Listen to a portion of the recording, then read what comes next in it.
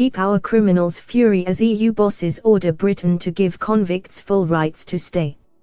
EU bosses have provoked outrage by telling Britain that it will have to give their criminals full rights to stay as a price for a deal over citizens' rights. With the second round of Brexit talks concluding in acrimony today, the European Commission has demanded that Britain should not carry out criminal checks on the 3.2 million EU citizens in the UK. The British team was also forced to warn the European Commission that it needs to show British expats respect after tabling a worse offer for them than Britain has for EU citizens in the UK.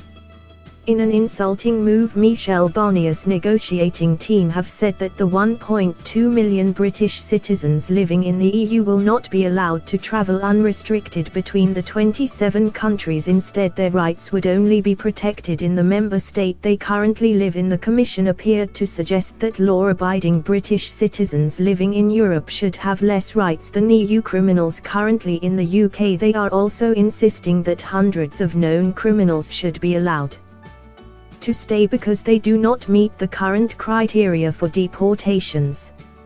If Britain could not carry out criminal checks, it would mean that murderers, rapists, drug and people smugglers and paedophiles could not be deported.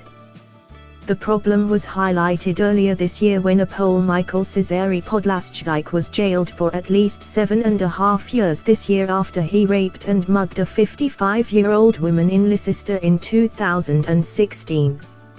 He had been able to come to the UK without a criminal check using free movement just weeks after being released early from a Polish jail where he had been serving a sentence for murder. Angry Tory MP Jacob Rees-Mogg said, "The EU is putting ideology ahead of the safety and the interests of law-abiding citizens. Britain is insisting that EU nationals' criminal records should be checked when they apply for settled status because the public expect the government to be able to carry out at least brief reviews of the police database. The UK is understood to be happy for European countries to do the same for expats." With questions being asked about whether it is worth continuing with the negotiations, the pig-headed EU bosses appear to be on the point of rejecting a reasonable offer by the UK to allow the European health insurance card to continue to operate.